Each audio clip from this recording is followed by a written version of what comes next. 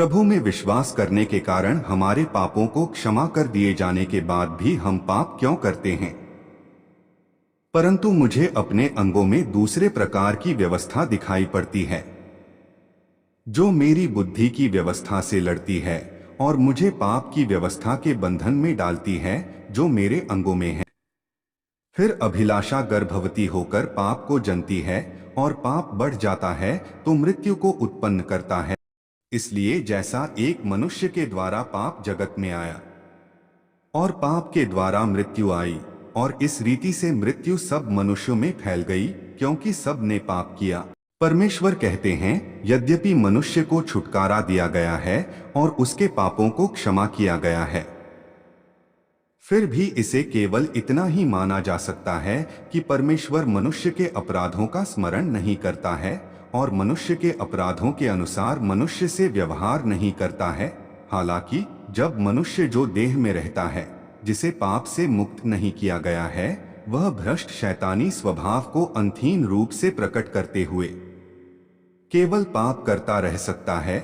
यही वह जीवन है जो मनुष्य जीता है, पाप और क्षमा का एक अंतहीन चक्र। अधिकांश मनुष्य दिन में सिर्फ इसलिए पाप करते हैं ताकि शाम को स्वीकार कर सकें। इस प्रकार भले ही पाप बलि मनुष्य के लिए सदैव प्रभावी है, फिर भी यह मनुष्य को पाप से बचाने में समर्थ नहीं होगी। उद्धार का केवल आधा कार्य ही पूरा किया गया है, क्योंकि मनुष्य में अभी भी भ्रष्ट स्वभाव है। यह पाप की अपेक्षा अधिक गहराई तक फैला है। इसे शैतान के द्वारा गाड़ा गया है और यह मनुष्य के भीतर गहराई से जड़ पकड़े हुए है। पाप करने के परिणाम।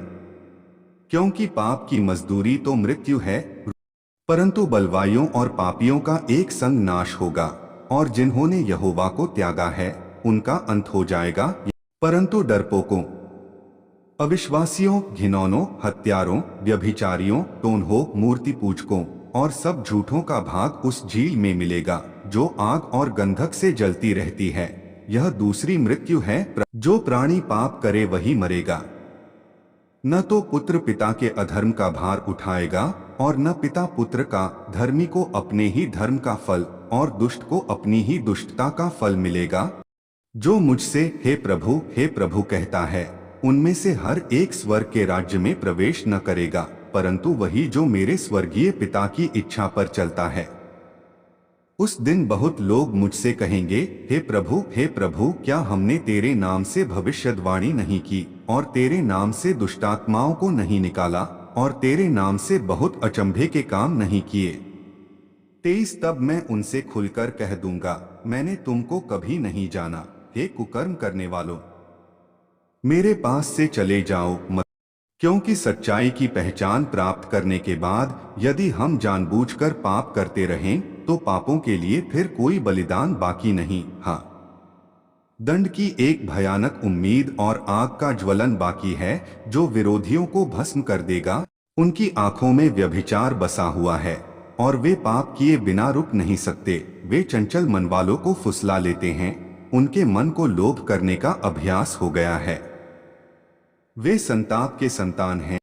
मैं तुमसे सच सच कहता हूं कि जो कोई पाप करता है वह पाप का दास है, और दास सदा घर में नहीं रहता, पुत्र सदा रहता है, और उसमें कोई अपवित्र वस्तु या घृणित काम करने वाला या झूठ का गढ़ने वाला किसी रीति से प्रवेश न करेगा, पर केवल वे लोग जिनके नाम मेने की जीवन की पुस्तक में लिखे हैं। परमेश्वर कहते हैं, तुझे जानना होगा कि मैं किस प्रकार के लोगों की इच्छा करता हूँ। ऐसे लोग जो अशुद्ध हैं, उन्हें राज्य में प्रवेश करने की अनुमति नहीं है। ऐसे लोग जो अशुद्ध हैं, उन्हें पवित्र भूमि को गंदा करने की अनुमति नहीं है। भले ही तूने अधिक कार्य किया हो और कई सालों तक कार्य किया हो, फिर भी अंत में तू दुखदायी रूप से मैला है। यह स्वर्ग की व्यवस्था के लिए असहनीय है कि तू मेरे राज्य में प्रवेश करने की कामना करता है। संसार की स्थापना से लेकर आज तक मैंने कभी भी उन लोगों को अपने राज्य में आसान प्रवेश नहीं दिया है जो अनुग्रह पाने के लिए मेरी खुशामद करते हैं। यह स्वर्गीय नियम है और इसे कोई तोड़ नहीं सकता है। अब वह समय है जब मैं प्रत्येक व्यक्ति का अंत करने का निश्चय करता हूँ। उस चरण का नहीं जिस पर मैंने मनुष्यों पर कार्य आरंभ किया था। मैं अपनी अभिलेख पुस्तक में एक एक करके प्रत्येक व्यक्ति के कथनों और कार्यों को और साथ ही मेरा अनुसरण करने में उनके मार्ग को, उनके अंतर्निहित अभिलक्षणों को और उनके अंतिम प्रदर्शन को लिखता हूँ। इस तरह किसी भी प्रकार का मनुष्य मेरे हाथ से नहीं बचेगा और सभी अपने स्वयं के प्रकार के लोगों के साथ होंगे जैसा मैं उन्हें नियत करूंगा। मैं प्रत्येक व्यक्ति की मंजिल उसकी आयु, वरिष्ठता, पीड़ा की मात्रा के आधार पर नहीं और जिस हद तक वे दया आकर्षित करते हैं उस पर तो बिल्कुल भी नहीं, बल्कि इस बात के अनुसार तय करता हूं कि वे सत्य को धारण करते हैं या नहीं। इसे छोड़कर अन्य कोई विकल्प नहीं है। तुम्हें यह अवश्य समझना चाहिए कि वे सब जो परमेश्वर की इच्छा का अनुसरण नहीं करते हैं दंडित किए जाएंगे। यह एक अडिग तथ्य है। इसलिए वे सब जो दंड पाते हैं वे परमेश्वर की धार्मिकता के कारण और अपने अनगिनत बुरे कार्यों के प्रतिफल के रूप में इस तरह से दंड पाते हैं। पाप से छुटकारा कैसे पाएं? सबसे मेल मिलाप रखो और उस पवित्रता के खोजी हो जिसके बिना कोई प्रभु को कदापि न देखेगा। मुझे तुमसे और भी बहुत सी बातें कहनी हैं, परंतु अभी तुम उन्हें सह नहीं सकते। परंतु जब वह अर्थात सत्य का आत्मा आएगा तो तुम्हें सब सत्य का मार्ग बताएगा, क्योंकि वह अपनी ओर से न कहेगा परंतु जो कुछ सुनेगा वही कहेगा और आने वाली बातें तुम्हें बताएगा। जिसके कान हो वह सुन ले कि आत्मा कलीसियाओं से क्या कहता है। यदि कोई मेरी बातें सुनकर न माने तो मैं उसे दोषी नहीं ठहराता, क्योंकि मैं जगत को दोषी ठहराने के लिए नहीं परंतु जगत का उद्धार करने के लिए आया हूँ।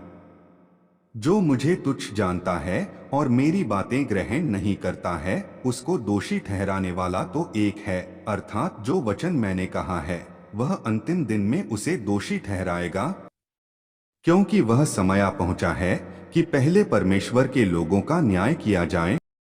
यहोवा की यह भी वाणी है कि इस देश के सारे निवासियों की 2/3 मार डाली जाएंगी और बची हुई 1/3 उसमें बनी रहेगी। उस 1/3 को मैं आग में डालकर ऐसा निर्मल करूंगा जैसा रूपा निर्मल किया जाता है, और ऐसा जांचूंगा जैसा सोना जांचा जाता है। वे मुझसे प्रार्थना किया करेंगे और मैं उनकी सुनूंगा। मैं उनके विषय में कहूंगा, ये मेरी प्रजा हैं, और वे मेरे विषय में कहेंगे, यहोवा हमारा परमेश्वर है। उसने कहा, हे दानियल चला जा, क्योंकि ये बातें अंत समय के लिए बंद हैं और इन पर मुहर दी हुई है। बहुत लोग तो अपने अपने को निर्मल और उजले करेंगे और स्वच्छ हो जाएंगे, परंतु दुष्ट लोग दुष्टता ही करते रहेंगे और दुष्टों में से कोई ये बातें न समझेगा, परंतु जो बुद्धिमान है वे ही समझेंगे।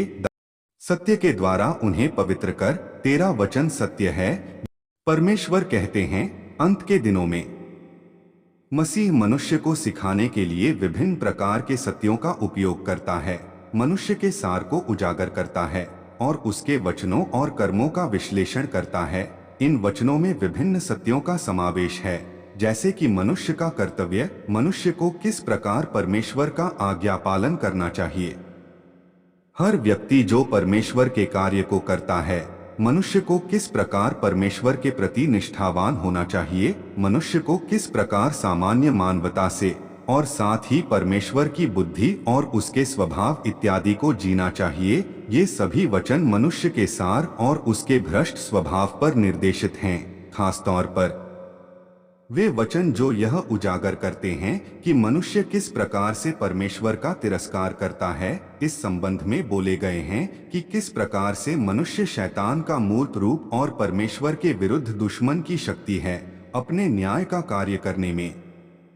परमेश्वर केवल कुछ वचनों के माध्यम से मनुष्य की प्रकृति को स्पष्ट नहीं करता है, बल्कि वह लंबे समय तक इसे उजागर करता है, इससे निपटता है और इसकी काटछांट करता है। उजागर करने की इन विधियों, निपटने और काटछांट को साधारण वचनों से नहीं बल्कि सत्य से प्रतिस्थापित किया जा सकता है, जिसे मनुष्य बिल्कुल भी धारण नहीं करता है।